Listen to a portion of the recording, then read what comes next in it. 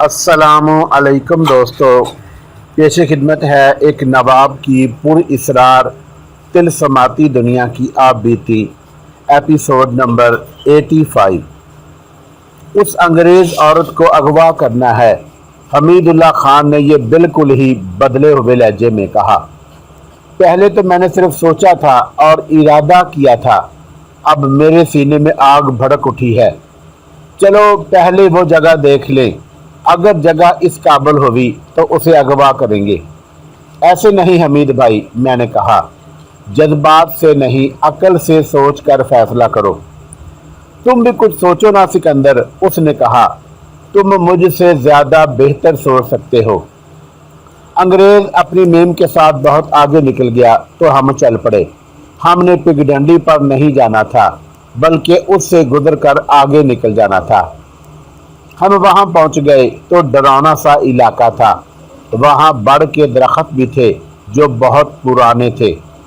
उनकी ऊंचाई और उनका फैलाव इतना ज्यादा था कि रात को पहाड़ियों की तरह नजर आते थे।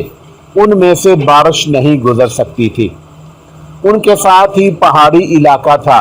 हमने उसे वैसा ही पाया जैसे बाले ने बयान किया था। बाला हमें ऊंची घास में ले गया। उसमें सख्त सा कीचड़ था। ऊंची घास और घनी झाड़ियों ने हमें छुपा लिया। कुछ और आगे गए तो घास में से ऐसी आवाजें उठी जैसे कोई जानवर उसमें से गुजर रहा हो।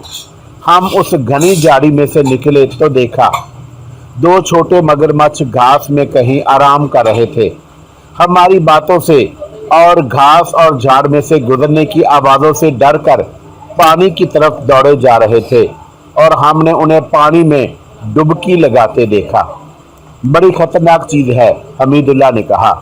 यह है तो गज गज डेढ़ गज लंबे और लगता है कि हमारे डर से भाग गए हैं, लेकिन पानी में उतर कर देखो, तुम्हारा जिस्म तकसीम होकर उनके पेटों में गायब हो जाएगा। अगर हमने इस जगह को अपना ठिकाना बनाया तो ये हमारे मुहाफिज होंगे, मैंने कहा। हमारे ताक़े में जो कोई आएगा वो इन मगरमच्छों की खुराक बनेगा। हम आगे बढ़े। दरख्त ज्यादा होते जा रहे थे। उनमें ऐसे दरख्त ज्यादा थे जो ऊंचे नहीं थे। उनकी टहनियां ऊपर उठने की बजाय अतराफ को फैली हुई थी। उनके नीचे से झुक कर गुजरना पड़ता था। नीचे आम किस्म की ऊंची घास के साथ चौड़े और लंबूतरे पत्तों वाले पौधे भी थे और सरकंडों की किस्म की घास का जंगल भी था। वहां से गुजरना जरा मुश्किल था। यही मुश्किल हमारी हिफाजत की जामन थी। अलबत्ता एक और खतरा मुझे महसूस होने लगा। इस किस्म की जगह जहां दलदल भी हो, पानी भी हो और घास वगैरह इतनी घनी हो कि चला ना जाए, वहां एक या दो असदहा भी हो सकते हैं। वो 15 से 20 फुट या इससे भी ज्यादा लंबे सांप होते हैं जो छोटे जानवर और इंसान को सालम निगल लेते हैं। ये पानी और दलदल में रहते हैं। बाले, आगे जाकर मैंने बाले से कहा, मेरा ख्याल था कि तुम में इतनी अक्ल नहीं हो सकती, लेकिन तुमने ये जगह दरियाफ्त करके कमाल कर दिया है। क्या इसमें दाखिल होने का कोई और रास्ता नहीं? तुम्हें बताया तो है, उसने जवाब दिया। एक तरफ दरिया है, उधर से कोई अंदर आने को नहीं सोचेगा। पहाड़ियों के ऊपर से कोई आए तो आ सकता है। ऊपर से वही आएगा जिसे मालूम होगा कि हम पहाड़ियों के अंदर छुपे हुए हैं, हमीदुल्लाह ने कहा। ऐसी सूरत पैदा हो गई है तो हमारे पास 2 बंदूकें हैं और एक रिवाल्वर, मुकाबला करेंगे। वो चुप हो गया। फिर उसने कहा, रिवाल्वर की गोलियां और बंदूकों के कारतूस बहुत थोड़े हैं, खरीदने पड़ेंगे सिकंदर। उसने मुझसे कहा कि वो काम करना ही पड़ेगा, पैसा चाहिए। कर लेंगे, मैंने कहा, पहले ये जगह देख लो। थोड़ी देर बाद हम उस गार तक पहुंच गए जो बाला देख गया था। कुदरत का बनाया हुआ गार था। किसी जमाने में दरिया की गुजरगाह यही होगी। पानी ने यहाँ टकरा टकरा कर ये गार बनाया होगा। उस जगह से पहाड़ सख्त पथरीला नहीं बल्कि कुछ भूरा भूरा था। गार 10-12 गज चौड़ा और 2.5-3 गज ऊंचा था। उसका फर्श तो हमवार था लेकिन छत से लंबूतरे पत्थर इस तरह लटक रहे थे जैसे इंसान या ज़िबा किए हुए बकरे लटक रहे हों। गार जितना चौड़ा था उतना ही अंदर को गया हुआ था। बदबू बहुत थी। ये गीदड़ों वगैरह की गलाजत थी। भेड़िए भी हो सकते थे। उस वक़्त हम खुद गीदड़ भी थे और भेड़िए भी। गीदड़ों की तरह हम छुपते फिरते थे। जो दुश्मन हमारे सामने आ जाता था उसके लिए हम भेड़िए बन जाते थे। हमने बाकी उम्र बदबुओं में ही गुजारनी थी और दरिंदों, मगरमच्छों और नागों के साथ दोस्ती लगाकर रहना था। बोल सिकंदर, हमीदुल्लाह खान ने ऐसे लहजे में पूछा जिससे पता चलता था कि उसे ये जगह पसंद आ गई है। ये जगह अच्छी है या वो? मुझे तो ये जगह ज़्यादा अच्छी लगी, मैंने कहा। इस जगह में एक खूबी और है, बाले ने कहा। यहाँ जिन भूत रहते हैं, चुड़ैलें और बदरूहें भी यहाँ रहती हैं। बाले ने कहका लगाया और कहने लगा, बाद लोग इन पहाड़ियों के करीब से भी नहीं गुजरते।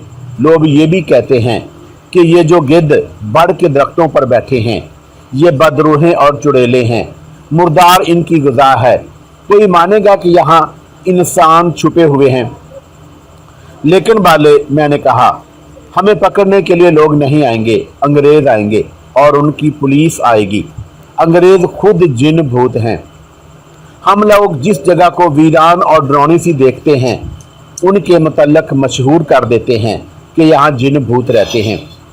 अगर उस जगह के मुतल्लक भी लोगों का यही ख्याल था तो हमें सिर्फ ये फ़ायदा हासिल हो सकता था कि उस इलाके के किसी आदमी का अंदर आने का ख़तरा नहीं था। ये जगह कोई अजूबा नहीं थी। पहाड़ी और जंगलाती इलाकों में आज भी हिंदुस्तान और पाकिस्तान में ऐसी कई जगह मिलेंगी। हमने वहीं रहने का फैसला कर लिया। हमारे पास सामान तो था नहीं जो उठा लाने में दुश्वारी होती। 2 बंदूकें वहीं रह गई थी और कपड़ों का एक जोड़ा था और 2 बिस्तर। मैंने नूरुल्लाह और बाले से कहा कि वो वापस जाएं और कपड़े और बंदूकें ले आएं। मुझे और हमीदुल्लाह को नहीं जाना चाहिए था क्योंकि पकड़े जाने का खतरा था। हमने उन दोनों को ख़ास तौर पर कहा कि वो गांव के किसी आदमी को पता ना चलने दें कि हम वो जगह छोड़ रहे हैं।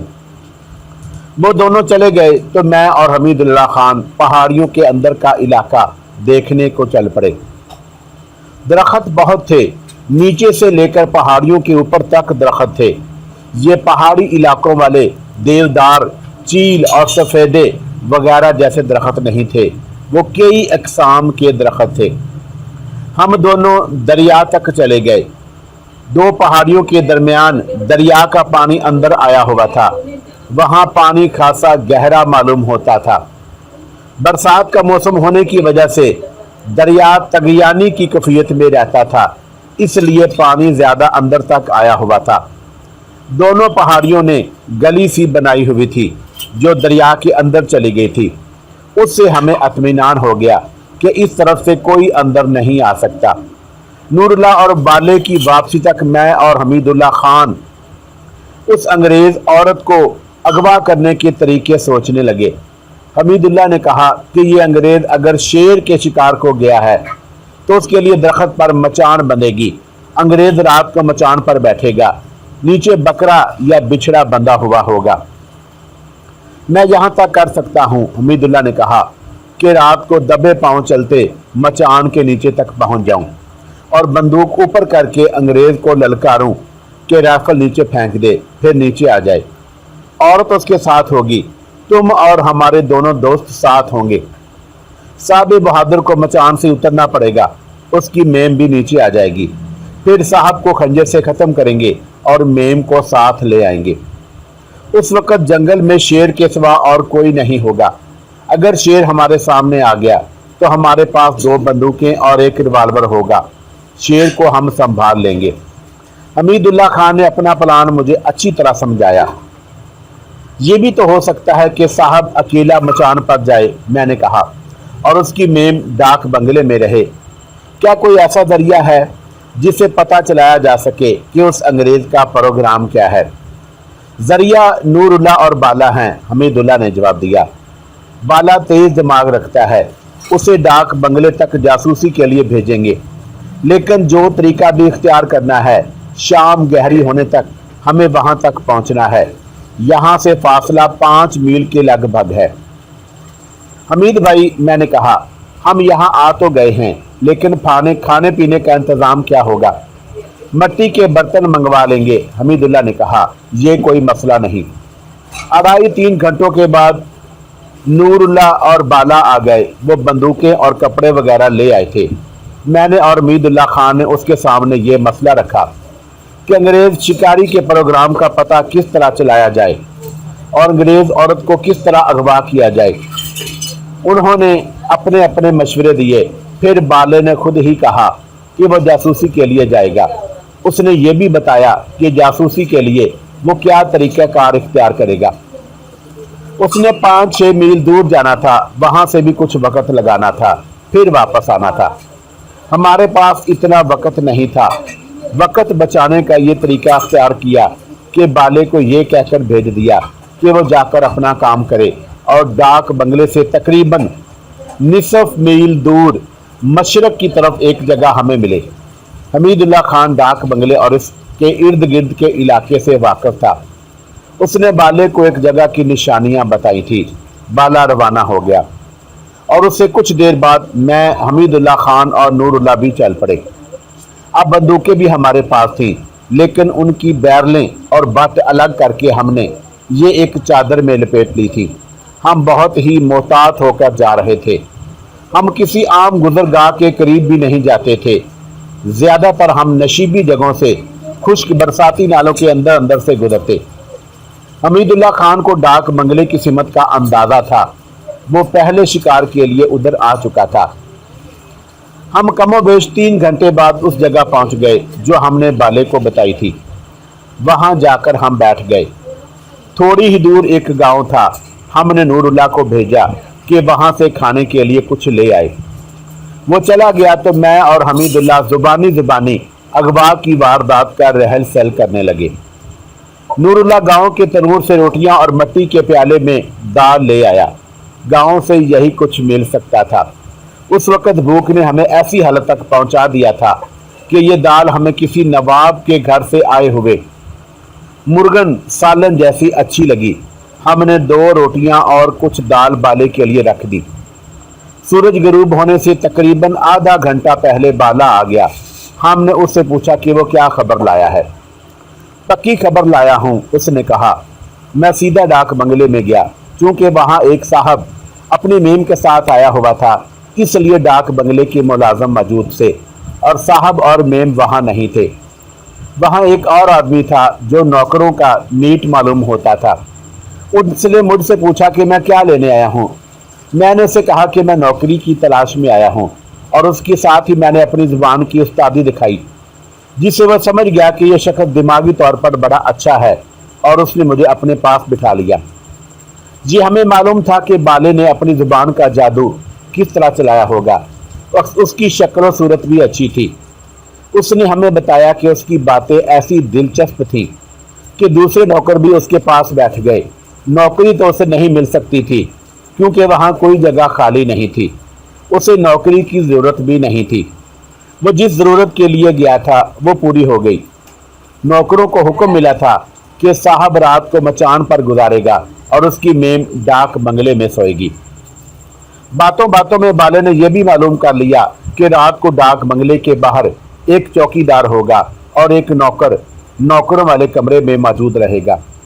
हमें उसी खबर की ज़रूरत थी। वज़ाहत तो अजीब सा लगता है कि एक अंग्रेज़ औरत डाक बंगले में अकेली थी और बाहर सिर्फ एक चौकीदार उसकी हिफाजत के लिए मुकर्रर किया गया था। हम जो उस दौर के लोग हैं उसे अजीब नहीं समझते। उन इलाकों के देहाती लोग किसान और मजदूर थे और कमज़ोर लोग थे। अंग्रेज़ तो बादशाह समझते थे और उनमें इतनी जुर्रत नहीं थी कि रात को कोई बंगले के अंदर आता। उसके मुकाबले में सूबा सरहद में अंग्रेज़ इस किस्म की जुर्रत नहीं करते थे कि अकेले कहीं रात गुजारें। अगर कहीं किसी अफसर को अकेले रात गुजारना पड़ती तो उसकी हिफाजत के लिए पूरी पलटन उसकी रिहाइशगाह के इर्द गिर्द फैला दी जाती थी। हिंदुस्तान के उस इलाके के बहुत ही मुख्तलिफ थे जहाँ की मैं कहानी सुना रहा हूँ। वहाँ अंग्रेज़ पहले की ज़रूरत महसूस नहीं करते थे। अब बात करो सिकंदर, हमीदुल्लाह खान ने मुझे कहा। अब उस औरत को डांग बंगले में से उठाना है। वो जिस कमरे में सोएगी वो भी मैं देख आया हूँ। बाले ने कहा, उस कमरे तक मैं तुम्हें पहुंचाऊंगा। हमीदुल्लाह खान को मालूम था कि शिकारी रात किस वक्त मचान पर जाया करते हैं। हम वहीं बैठे बातें करते रहे और रात हो गई। दूर से हमें डाक बंगले के अंदर जलती हुई बत्तियों की रोशनी नजर आ रही थी। वहां बिजली नहीं थी। लालटेनें और तेल से जलने वाले लैंप इस्तेमाल होते थे। हम वहीं बैठे डाक बंगले की रोशनियों को देखते रहे। फिर हम उठे और आहिस्ता आहिस्ता आगे बढ़े। बहुत देर बाद डाक बंगले की बत्तियां बुझने लगी। आखिर में सिर्फ एक कमरे में रोशनी बाकी रह गई। तकरीबन 1 घंटे बाद ये रोशनी मदम हो गई और उससे हमने ये मतलब लिया कि अंग्रेज औरत सोने लगी है और उसने लैंप मध्यम कर दिया है। हम चारों आहिस्ता आहिस्ता और आगे चले गए। सिरकते सिरकते हम डाक बंगले के बिल्कुल करीब चले गए। वहां खामोशी थी। कुछ देर बाद आहिस्ता आहिस्ता उठते कदमों की आहट सुनाई दी। चांदनी रात थी। आसमान पर सावन के बादल मंडला रहे थे। थोड़े थोड़े वक्फे के बाद चांद बादलों में चला जाता था। बंगला जरा ऊंची जगह पर था और हम नीचे एक बड़े पुराने दरख्त के पीछे बैठे हुए थे। हमें बंगला बड़ी अच्छी तरह नजर आ रहा था। कदमों की जो आहट हम सुन रहे थे वो बरामदे की उस तरफ आ गई जिधर हम छुपे हुए थे। वो चौकीदार था जो आहिस्ता आहिस्ता डाक बंगले के इर्द गिर्द टहल रहा था। उसके कंधों से राइफल लटक रही थी। हम यही देखना चाहते थे कि उसके पास हथियार क्या है। सिकंदर, हमीदुल्लाह ने मेरे कान में सरगोशी की। अब बताओ क्या करें, ये सोचना तुम्हारा काम है। मैंने हमीदुल्लाह को कोई जवाब देने की बजाय यूं किया कि करीब से छोटा सा एक पत्थर उठाया और ये पत्थर बाएं तरफ इस तरह फेंका कि हमसे दूर गिरा। और चूंकि ये जरा ऊंची जगह गिरा था इसलिए उस तरह गिरा के लड़कता हुआ नीचे जाने लगा। चौकीदार रुक गया, बरामदे से बाहर आया और जिधर पत्थर की आवाज आई थी उस तरफ को गया। वो हमसे 10-12 कदम दूर था लेकिन वो हमें नहीं देख सकता था क्योंकि बाएं तरफ हमारे बिल्कुल करीब बड़े तने वाला एक दरख्त था और झाड़ियां सी भी थी। चौकीदार ढलान पर रुक गया और इधर उधर देखने लगा। मैं आहिस्ता से उठा और बाएं तरफ वाले दरख्त के तने की ओट में जा खड़ा हुआ। मैं झाड़ियों में से गुजरा था इसलिए झाड़ियों ने आवाज पैदा की। रात बिल्कुल खामोश थी। उसमें मेरे दबे पांव की आहट भी सुनाई दी। मैं जानता था कि ऐसा ही होगा। चौकीदार तेजी से मेरी तरफ आया। मैं तने की ओर से एक नक सामने करके उसे देख रहा था। वो कंधे से राइफल का स्लंग उतारता हुआ दरख्त के तने के करीब आया तो मैंने बड़ी तेजी से दूसरी तरफ से सामने होकर 2 नाली बंदूक की नालियां उसके पहलू के साथ लगा दी और कहा कि राइफल नीचे फेंक दो। उस डाक बंगले में ऐसा वाकया शायद पहली दफा हुआ होगा जो उस चौकीदार के लिए गैर मुतवक्का था। उसने बड़े आराम से राइफल फेंक दी और हाथ जोड़ दिए। मेरे बच्चों पर रहम करो हजूर, उसने कांपती हुई आवाज में कहा। मुझ गरीब को ना मारियो। मत डरो, मैंने बड़ी धीमी आवाज में कहा। नीचे आ जाओ। वो सुधाए हुए जानवर की तरह मेरे पीछे पीछे नीचे आ गया। मैंने उसकी राइफल उठा ली थी। उसने चमड़े की एक बेल्ट बांध रखी थी जिसमें चमड़े के 4 पोच थे और उनमें राइफल के राउंड पड़े हुए थे। मेरे कहने पर उसने बेल्ट उतार कर मेरे हवाले कर दी। खौफ के मारे वह बुरी तरह कांप रहा था। उसने जब मेरे साथियों को देखा तो और ज्यादा खौफजदा हो गया।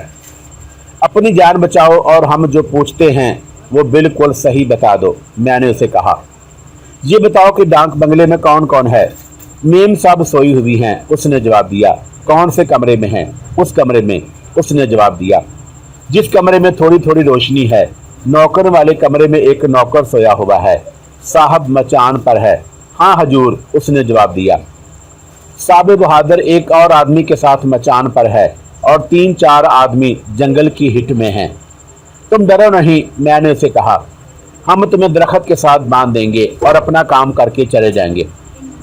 मुझ पर रहम नहीं करोगे मेरे आका, चौकीदार ने अल्तजा की। पुलिस आकर मुझ गरीब को गिरफ्तार कर लेगी। डाक बंगले में है ही क्या? यहाँ कोई खजाना नहीं, यहाँ से क्या लोगे? हम उस मेम को उठाने आए हैं, मैंने कहा। खिड़कियां दरवाजे तो अंदर से बंद होंगे। नहीं हजूर, उसने कहा।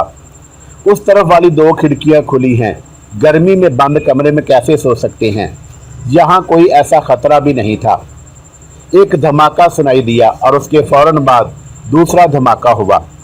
इन दोनों धमाकों के दरमियान शेर की धाड़ भी सुनाई दी।